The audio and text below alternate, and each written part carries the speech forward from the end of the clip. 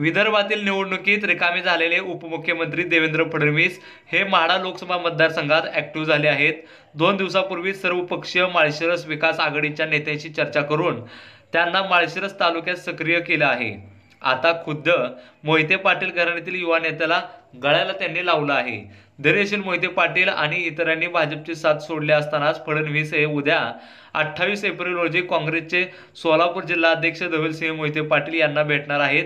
ही भेट अकलूजमध्ये धवलसिंह यांच्या घरी होणार असल्याची माहिती आहे।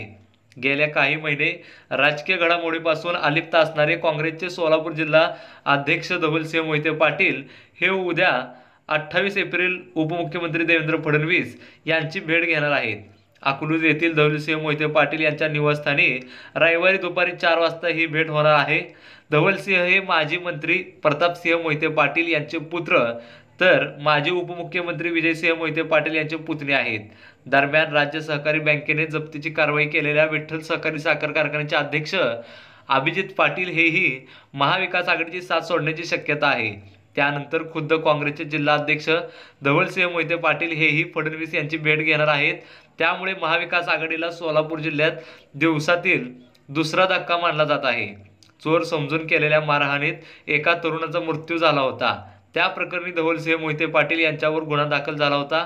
त्या प्रकरणात त्यांना उच्च न्यायालयातही जामीन मिळाला नाही। त्यामुळे धवलसिंह मोहिते पाटील हे गेले काही महिन्यापासून सक्रिय राजकारणापासून अलिप्त आहेत।